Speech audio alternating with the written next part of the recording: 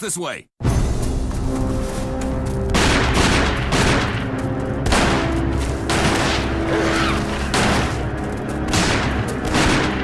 it! Make for that mansion!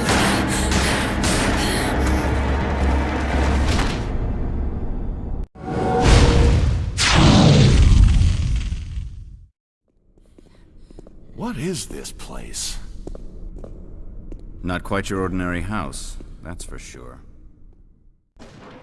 In 1996, Capcom graced the world with Resident Evil, the game that launched the survival horror games, the genre, into the stratosphere. Yes, Alone in the Dark came first, but let's be honest, it was, and still is, wank. The first Alone in the Dark, not the second one. That's actually a really good game.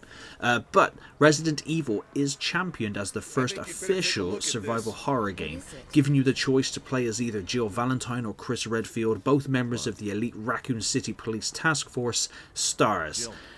Each one has different story elements attached to whichever character you pick, and like with Jill, you get to meet you get to interact with Barry, you know, and avoid becoming a Jill sandwich, as well as other characters and a snake and all sorts. And as with Chris, you get to meet Rebecca, which is really, really cool. They are both, well, all of them, Jill, Joseph, Brad, Wesker, and Chris, they're all part of Bravo Team, and they're sent in to find Alpha Team after they went dark, investigating the Spencer Mansion up in the mountains and forests beyond Raccoon City. And we all know the rest. There are attacks, yada yada yada, zombies, we all know this. Now, Resident Evil sold 2.75 million copies and was released on PS1, Sega Saturn and PC. The director's cut sold an additional 2.33 million copies. So I guess you could say it was loved by many. Now, fast forward to 2002, and Capcom released the remake exclusively for the Nintendo Gamecube, receiving critical acclaim for its graphics, gameplay, and overall survival horrorness. But, interestingly enough, it sold very poorly, which does genuinely shock me, as it's always held in high regard by game collectors or old bastards like myself that had it when it first came out. Like, if you speak to anyone that had a GameCube or knew of someone who had a GameCube, Resident Evil was always there in that game collection for that specific gamer, so people were always playing it. And like the original Resident Evil for me was such a game changer. I still remember the day I bought it. I got it from Toys R Us, and I bought Resident Evil Director's Cut on PS1, and I bought The Legend of Zelda Link's Awakening for the Game Boy. I bought those two games, took them home. Magical games, right? Just both of them in the same day. Have that. Didn't think about it then. They were just cool games.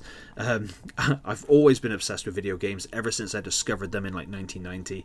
But just the thought that I just picked up Resident Evil and Link's Awakening for the Game Boy and took them home and was just like, yeah, this is cool, new games, and then in the future they'd be so renowned and revered. But yeah, there you go, this is a little insight into my past. However, with the HD remake for the GameCube, Capcom has now ported it to every console known to man and of course to PC. And again, well, not again, sorry, for the first time became a bestseller, and again receiving amazing critical acclaim, and it sold better now. It was re-released on everything else than it did on the GameCube. I don't know many people that had a GameCube, but those who did always loved the Resident Evil remake. And if you have not played this Resident Evil remake, it's always going on offer for dirt cheap. You are doing yourself a disservice by not playing it. No, it's not as graphically impressive and gameplay as impressive as the Resident Evil 2 and 3 remakes now. Of course not. I mean, the Resident Evil 2 remake is like the best remake ever made. But it's still so good. It still has the music, the atmosphere, the graphics still hold up to this day, even though it's just the GameCube version that's been HD'd up. You know, all the different things you have to do with item management and going from point A to point B, but you need to collect certain bits and do this. And also, I'd love to meet the guy at Capcom that thought it was an amazing idea that after the zombies died, if you did not set their asses on fire, they came back and savaged you as psychotic red zombies. That frightened the living shit out of me to no end. But yes, Resident Evil is so good.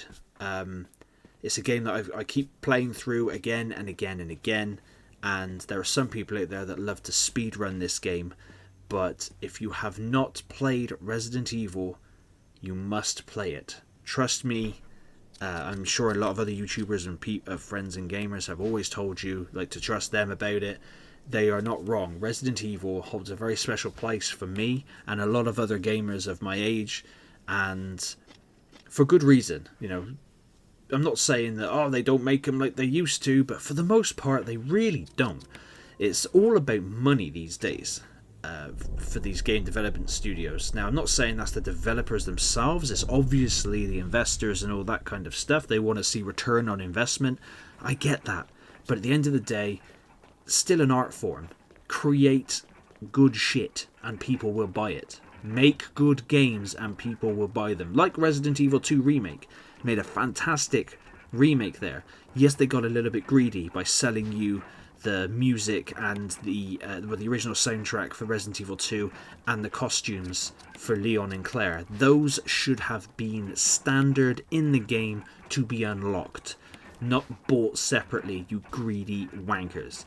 But yeah, Resident Evil, definitely worth picking up. Even at full price, I'd say. If you've never played it before, you're definitely going to get your money's worth. It's not a 20-hour long game, of course not. If you know exactly what you're doing, you can probably beat the game in 2-3 hours. But for those of you who have never done it before, it'll probably take you longer, between 8 and 10 possibly. But I don't know. Please let me know in the comments if you've played it or if you're thinking of playing it. I thank you very much for watching.